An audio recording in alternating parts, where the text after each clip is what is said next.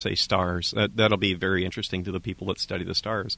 But to put that in coordination to our solar system or the galaxy at large that those stars are part of is our job. So now you get the whole sweep of the universe. That's right. So land is the whole freaking universe. So also, I should say that the program last night, after bringing us back down in light, essentially from the most ancient light we can see, which is the cosmic microwave background. In microwaves, yes. Because as we look farther out, we're looking farther back into the past.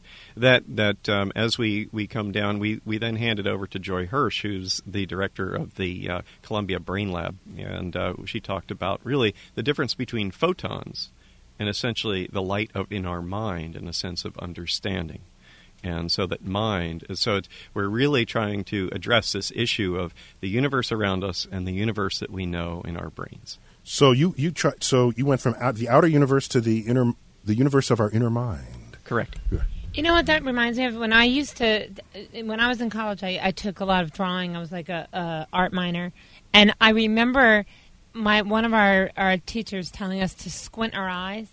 Because what we thought we were seeing and what we were seeing were different things. And he said, if you squint your eyes and you just draw the shadows and draw, the shadows and the light, and then it was so weird because you look up and all of a sudden you have a whole image. Mm-hmm. And it's what you were really seeing. Yeah, so Brian, how do we know, how do you distinguish, both of you, Brian and Carter, so there's what is and there's what our perception is. And how do you make the two work to get the most effective show? Well, when we look up and we see stars, we can sort of have a sense that they're different distances.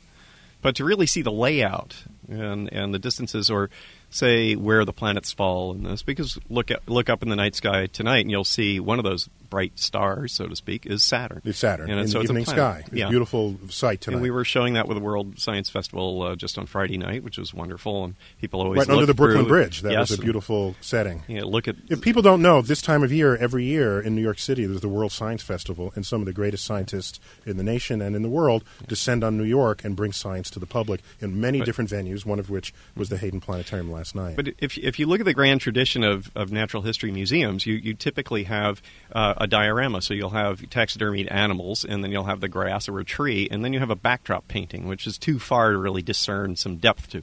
So in a sense, we have a digital diorama of the entire universe. A cosmic diorama of the universe itself. But it's accurate. It's an authentic experience. And when you can walk through or journey through while not even leaving the seat that you're in. And the data authenticity is Brian's job.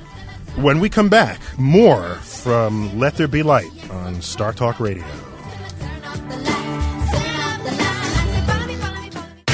Unlocking the secrets of your world and everything orbiting around it. This is Startalk.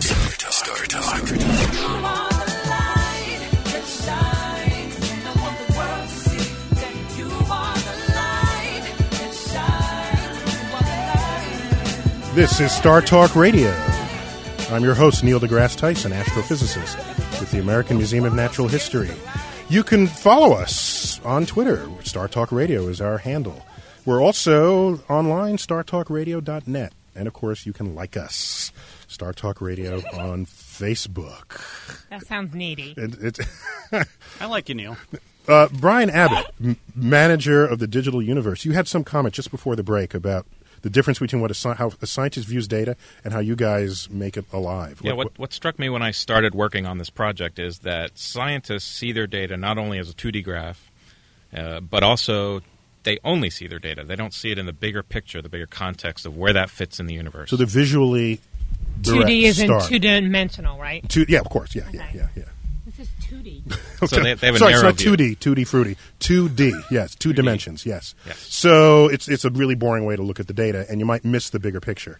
Yes. And so, Carter, you make the big picture is what you do. Right. The scientists understand the bigger picture, and that's their job. And it's our job to, again, create that continuous experience from Earth all the way out. One of the most moving moments in this journey is when we pass by the radio bubble. Tell us real quick about that. So, yeah, if you actually look out into the stars, you can say, okay, they're different distances. But if you stand away from the Earth, let's stand away from the Earth about 100 light years, you would look back and you'd see a sphere. about 70 light years in radius. That's if you had radio-sensitive eyes, you'd see a sphere.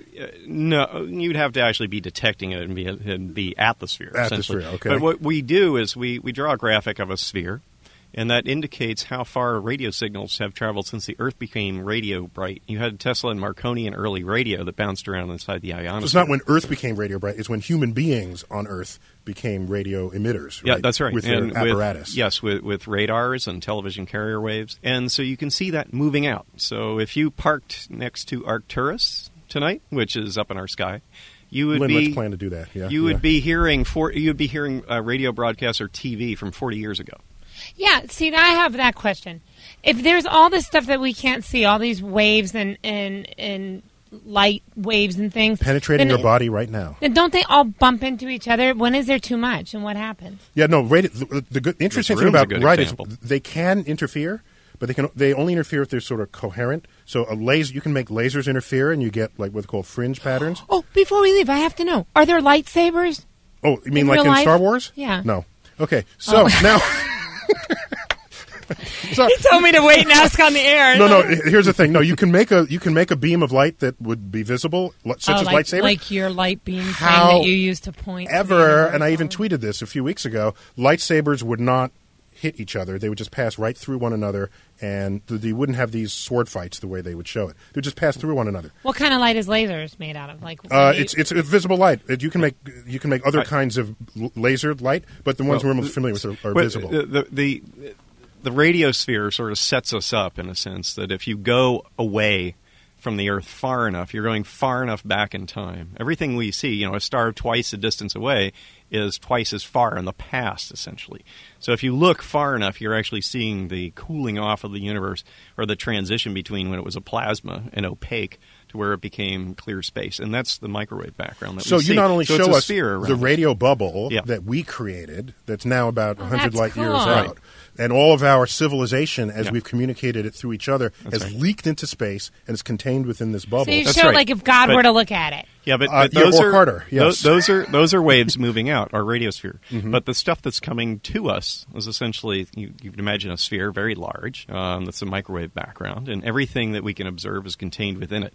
And it's centered on us, but that's just because it's us observing it. If you moved anywhere else, you'd also see a sphere around you. Feel like you're in the center of that. So now we're in. Carter creates like accurate art. Yes, and that is the hallmark of the 21st century. Pictures from data. So, that's and he gave the analogy a moment ago with the dioramas, something that the American Museum of Natural History pioneered 100 years ago, where you create. It's not just an animal stuffed on a pedestal. You put it in an environment that transports you to that local to that location. Cool. Yeah. So now we're in an expanding universe, and this microwave light and all the light in the universe is getting diluted in space, and its energy is dropping, and so the universe, I don't know if you knew this, is approaching. The universe will not end in fire; it will end in ice, not with a bang, but with a whimper. And I saw that movie. Well, it's a poem. It's a T.S. Eliot poem as well. So they call it a heat death, but it's really a cold death. How do you equate that with global warming, Neil? Yeah, so... I mean, I don't know. I mean, does that mean that you don't believe in global warming? Earth Neil? is insignificantly small compared to the scale of the universe on which I'm referring. And so the temperature of the universe, of this cosmic microwave background, you can actually stick a thermometer in it and get a reading. It's about 3 degrees absolute temperature. 3 degrees above absolute zero. So, and we're about 14 billion years old. When we're 28 billion years old, we'll be 1.5 degrees. And it'll scale right on down until we asymptotically approach zero. And the day will come. As you approach it without ever actually hitting it. You get closer and closer without touching it. Everyone just looked at you like they knew what you were talking about. I'm like, asymptotic. Asymptotic. You learn that in Algebra 2 and trigonometry. Oh, okay. In high school. Yeah. So skipped it. So all I'm saying is that the temperature of the universe will continue to thin out and get cooler and cooler and cooler. Stars. Is that bad? Well, yeah, I think so. Yeah. Sounds bad. Stars will eventually run out of their fuel. They will die. Even the clouds, they'll make whatever stars they can, and then they'll die out. And then all matter will be left. Will be left in the remnants the dead, cold remnants of stars that once were. The universe sounds feminine. It sounds like women. Like you have to work really hard, and then the Earth is just Well, once these around. energy sources run out, the stars will turn off one by one, the galaxies will shut off, and the universe will turn dark for the remainder of eternity. Brian, how can you say anything after what I just said? Downer. Well, it's fascinating that future astrophysicists will not know anything about cosmology because they will not see any of the galaxies out past our local group. Oh, because we will expand so fast that our galaxies will expand beyond the horizon. But that's not true, because if you look far enough away, you will see some of that radiation coming toward you. By By then, another show. By then, we're going to have faster than light travel, and we'll have sources. We'll be able to make our own stars, and we'll be able to zap. And Michael around Benson's been reading tons of science fiction. Yeah, lately. of course. Yes. I mean, come on. Let's not be so grim. We'll fix it with technology. If you look far enough back, you can see the heyday of the universe. Would that be the end of all light? I'm It freaked would, out. in fact, be the end of all light and the end of all physical processes there ever was. This is a bummer. Can we leave on a good note? Sure, I've got my tweet of the week, the StarTalk tweet of the week.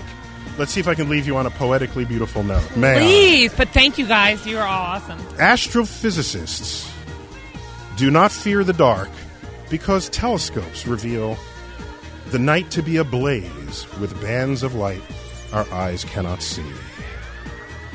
This has been StarTalk Radio. Thanks my guests, Carter, Brian, Lynn, Michael. We're partially funded by the National Science Foundation.